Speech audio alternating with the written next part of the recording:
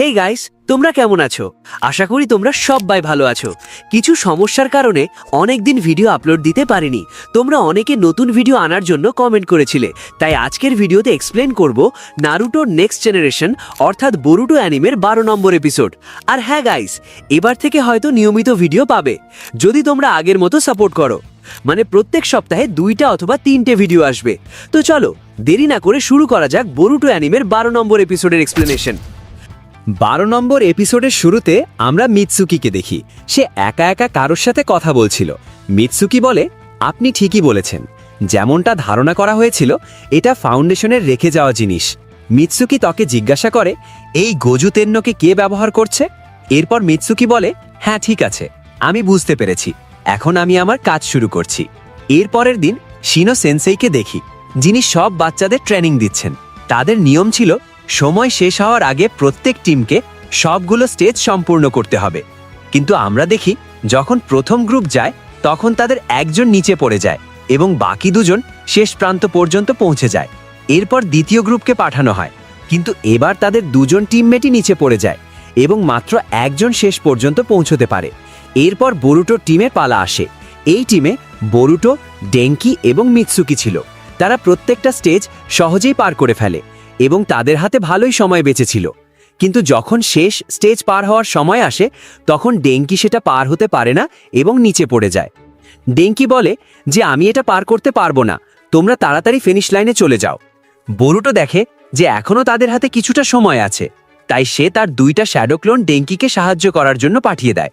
2টা shadow clone মিলে ডেঙ্কিকে ওপরে ঠেলে তোলার চেষ্টা করে, কিন্তু তবুও ডেঙ্কি ওপরে উঠতে পারে না এবং আবার নিচে পড়তে থাকে। ঠিক তখনই মিৎসুকি তার হাত লম্বা করে ডেঙ্কিকে ওপরে টেনে তোলে, কিন্তু তখন তারা বুঝতে পারে যে সময় শেষ হয়ে গেছে এবং তারা হেরে গেছে। এরপর তারা কথা বলছিল, তখন প্রথম টিমের একজন ছেলে বোরুটোর কাছে এসে বলে, তুমি যদি ডেঙ্কির সাথে টিম আপ করো তাহলে কখনোই জিততে পারবে না, আমার টিমে যোগ দাও। বোরুটো তাকে সরাসরি না বলে দেয়। ঠিক তখন শিনো সেন্সেই ফলাফল ঘোষণা করেন। তিনি বলেন, আজকের টেস্টে কেউই পাশ করতে পারেনি, সবাই ফেল করেছে। সবাই অবাক হয়ে বলে, সেন্সেই, আমরা তো সময়ের মধ্যেই টাস্ক শেষ করেছি। তখন শিনো বলে, তোমরা সবাই ফেল করেছো কারণ টিমের 3জন সদস্য একসাথে টাস্ক সম্পূর্ণ করতে পারোনি। গেনিনরা সবসময় 3 জনের টিমে কাজ করে, এর মানে তোমাদের 3 জনকে একসাথে পাস করতে হবে। আর আসল মিশনের সময় টিম ওয়ার্ক সবচেয়ে গুরুত্বপূর্ণ, তাই তোমাদের টিমমেটকে পিছনে ফেলানো যাবে না। এ কথা শুনে সবাই মন খারাপ করে। এরপর কোনোহামারু বলে যে আমি আজ এখানে এসেছিলাম সবাইকে অবজার্ভ করতে, যাতে ভবিষ্যতে সবার জন্য ভালো টিম ফরমেশন তৈরি করতে পারি। এরপর ক্লাস শেষ হয়ে যায়। তারপর আমরা ডেঙ্কিকে দেখি, সে বোরুটোকে বলছে যে আমরা শেষবার সেই নীল ছায়াকে পোস্ট অফিসে দেখেছিলাম, তারপর সেটা হঠাৎ গায়েব হয়ে যায়। তখন থেকে নীল শ্যাডোকে আর কখনো দেখা যায়নি। বোরুটো বলে সে মনে হয় অনেকটা ভয় পেয়েছে। এরপর সে বলে, আমরা তো তাকে প্রায় ধরেই ফেলেছিলাম। তখন শিকাদাই বলে, আমরা এখনো সেই ছায়াকে ধরতে পারিনি, তাই হতে পারে সে বড় কোনো পরিকল্পনা করছে। ইনোজিন বলে, যাই হোক, শুধু বোরুটোই ওই ছায়াকে দেখতে পারে, আমরা কিছুই করতে পারি না। শুনেছি ব্ল্যাক অপস ব্লু শ্যাডোকে খুঁজছে, তাই আমাদের এটা ছেড়ে দেওয়া উচিত।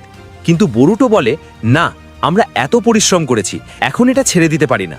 এরপর সে সবাইকে ক্যান্টিনে যাওয়ার জন্য বলে। এদিকে মিৎসুকি ভাবতে থাকে, আমি কেন ডেঙ্কিকে বাঁচালাম, যদিও আমার আসলে সেটা করার ইচ্ছে ছিল না। শিকাদাই বলে, হয়তো বোরুটো তোমাকেও তার মতো বানিয়ে ফেলেছে। মিৎসুকি চুপচাপ বোরুটোর দিকে তাকিয়ে থাকে। এরপর সিন পরিবর্তন হয়ে শিনো সেন্সেইকে দেখা যায়। শিনো মোয়েগি ও কোনোহামারুকে বলে, এ বছরের ছাত্ররা খুবই প্রতিযোগিতামূলক, ভবিষ্যতে তারা ভালো শিনোবি হবে। তিনি মোয়েগি ও কোনোহামারুকে জিজ্ঞেস করেন তাদের কারো প্রতি বিশেষ আগ্রহ আছে কিনা।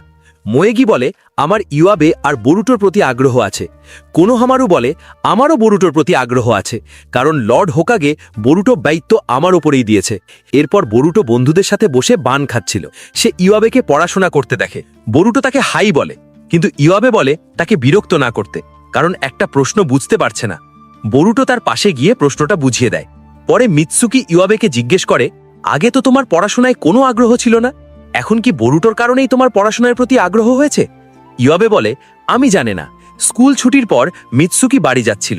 ইনোজিন মিৎসুকিকে বলে, আজকাল তুমি বোরুটোকে ফলো করছো, আমার মনে হয় বোরুটো তোমার উপরও জাদু করেছে।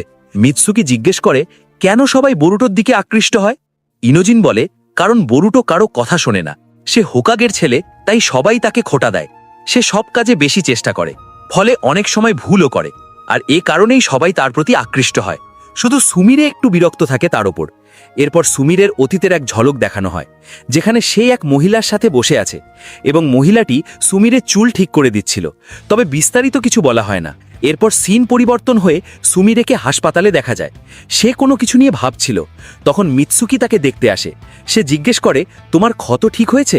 সুমিরে বলে, হ্যাঁ, ডাক্তার বলেছেন কয়েকদিনের মধ্যে ছেড়ে দেওয়া হবে। মিৎসুকি জিজ্ঞেস করে, তুমি বরুটোকে কেমন মনে করো? সুমিরে বলে, মানে? মিৎসুকি বলে, ইনোজিন বলেছে তুমি বরুটোর উপর বিরক্ত থাকো।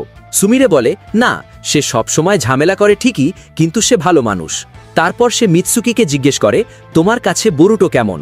মিৎসুকি বলে, আমি এখনো সেটা ভাবিনি। সুমিরে তার পরিবার সম্পর্কে জানতে চাইলে মিৎসুকি অস্বস্তি বোধ করে। সুমিরে বলে, আমি জানতাম তুমি আমার মতোই। সুমিরে জানায় তার বাবা একজন শিনোবি ছিলেন এবং তার পুরো পরিবার মারা গেছে। এরপর সিন পরিবর্তন হয়ে বরুটোকে দেখা যায়। সে মিৎসুকিকে তার বাড়িতে নিয়ে যায়। হিমাওয়ারি অবাক হয়ে যায়, কারণ বরুটো প্রথমবার কোনো বন্ধুকে বাড়িতে এনেছে, আর হিনাতা অনেক সুস্বাদু খাবার রান্না করছিল। সে বলে, আজ নারুটো কাপড় বদলাতে বাড়ি আসবে, কিন্তু বরুটোর এতে আগ্রহ নেই। বরুটো মিৎসুকিকে তার রুম দেখায়। মিৎসুকি নারুটোর সাথে দেখা করতে চায়। বরুটো বলে, পরে দেখা করাবে। মিৎসুকি বরুটোর ফ্যামিলি ফটো দেখে নারুটোর প্রশংসা করতে থাকে। সে সপ্তম হোকাগে, মহান নিনজা যুদ্ধের নায়ক, বিশাল চাকরা ও শক্তিশালী জুৎসুর অধিকারী, 5 কাগের থেকেও শক্তিশালী। কিন্তু বরুটো বলে সে অন্যদের জন্য শক্তিশালী হতে পারে, কিন্তু নিজের পরিবারের জন্য নয়। সে সব কাজ মায়ের উপর ছেড়ে দেয়। মিৎসুকি জিজ্ঞেস করে, তুমি নারুটোকে পছন্দ করো নাকি ঘৃণা করো? বরুটো উত্তর দিতে যাচ্ছিল, তখন হিনাতা খেতে ডাকে। খাওয়ার সময় মিৎসুকি বলে সে ভেবেছিল বরুটো সবসময় বাইরের খাবার খায়। তখন নারুটো আসে। বরুটো বলে, তুমি আজও দেরি করেছ। নারুটো মিৎসুকির সাথে পরিচিত হয়। মিৎসুকি বলে সে হিডেন সাউন্ড ভিলেজ থেকে এসেছে। এরপর তারা খেতে বসে নারুটো বলে সে অনেক দিন পর বাড়ির খাবার খাবে, কারণ এতদিন সে কাপ নুডলস খেয়ে দিন কাটিয়েছে। এরপর হঠাৎ নারুটোর এক শ্যাডো ক্লোন হোকাগে অফিস থেকে খবর পায় লিভ ভিলেজের ব্যারিয়ের টিম অদ্ভুত চাকরা অনুভব করেছে, যা ধীরে ধীরে পুরো গ্রামে ছড়াচ্ছে। নারুটোকে যেতে হয়। নারুটো খাবার ছেড়ে চলে যেতে চাইলে বরুটো রেগে গিয়ে বলে, কোনো কিছু হলে তোমাকেই কেন যেতে হবে? এতে নারুটো বলে, পুরো গ্রাম আমার পরিবারের মতো। এ কথা শুনে বরুটো বাড়ি থেকে বেরিয়ে যায়। মিৎসুকি বলে সে বরুটোর কাছে যাবে। বাইরে বরুটো বলে, নারুটো আগে সবসময় আমাদের সাথে থাকত, কিন্তু হোকাগে হওয়ার পর থেকে শুধু কাজ করে। সে বলে, আমি হোকাগেকে ঘৃণা করি, আমি কখনো কাছের মানুষদের ছেড়ে যাব না। এরপর মিৎসুকির অতীত দেখানো হয়। সে এক ল্যাবে কেউ তার মাথায় হাত রেখে বলে, তোমার বাবা মা যা পারেনি তোমাকেই তা করতে হবে। বর্তমানে ফিরে মিৎসুকি বরুটোকে বলে, আমি জানি এই ব্লু শ্যাডোর পেছনে কে আছে। আর এটা শুনে বরুটো অবাক হয়ে যায়। আর এখানেই 12 নম্বর এপিসোড শেষ হয়ে যায়। তো গাইস, এই ছিল আজকের ভিডিওটা কেমন লেগেছে কমেন্টে অবশ্যই জানাবে। আর ভিডিও শুরুতে যেমনটা বললাম, প্রত্যেক সপ্তাহে 2টা অথবা 3টে ভিডিও দেব। আশা করি তোমাদের কাছে ভালো লাগবে। যদি তুমি পরের এপিসোড মিস করতে না চাও, তাহলে আমাদের চ্যানেলটা সাবস্ক্রাইব করে বেল আইকন অবশ্যই অন করে রাখবে। আর ভিডিওটি ভালো লাগলে ভিডিওটিতে লাইক করে দিও। সবাই ভালো থাকো, দেখা হবে পরের ভিডিওতে।